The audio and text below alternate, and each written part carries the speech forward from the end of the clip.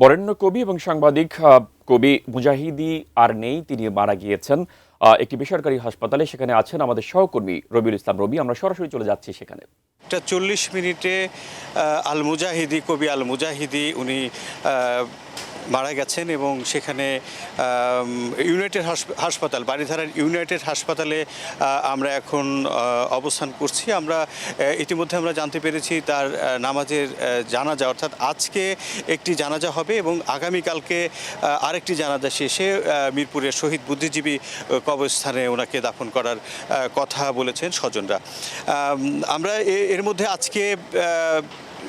আজকে বাদ এশা প্রথম জানাজা হবে ঢাকা বিশ্ববিদ্যালয়ের কেন্দ্রীয় মসজিদে এবং তারপরে আগামীকালকে বাইতুল মুকাররম জাতীয় মসজিদে বাদ জোহর ওনার জানাজা পরবর্তী অর্থাৎ দ্বিতীয় জানাজাটি অনুষ্ঠিত হবে এবং তারপরে মিরপুরের শহীদ বুদ্ধিজীবী কবরস্থানে ওনাকে দাফন করা হবে।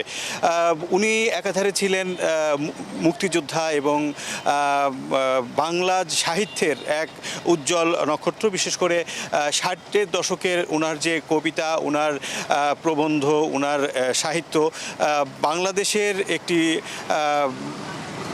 উজ্জ্বল একটি ধারা উনি অবত রেখেছিলেন এবং ওই ৬০-এর দশক থেকে বর্তমান সময় পর্যন্ত কিন্তু ওনার যে সকল সাহিত্যকর্ম রয়েছে সেটার উপরে বাংলাদেশে কিন্তু একটি সাহিত্য অঙ্গনের একটি সমৃদ্ধ জায়গা করে নিতে পেরেছে।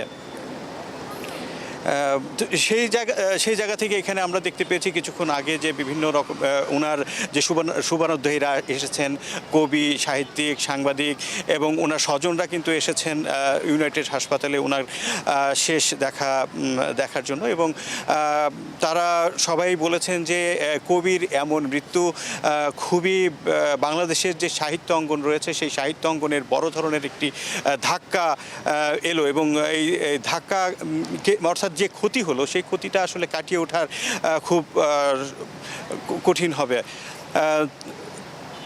তো আগামীকালকে ওনার কিছুক্ষণের মধ্যেই হয়তো এই ইউনাইটেড হাসপাতাল থেকে ওনার মরদেহ ওনাদের বাসস্থান অর্থাৎ উত্তরায় নিয়ে যাওয়ার কথা রয়েছে। তারপরে ঢাকা বিশ্ববিদ্যালয়ের কেন্দ্রীয় জামে মসজিদে নেওয়ার কথা রয়েছে।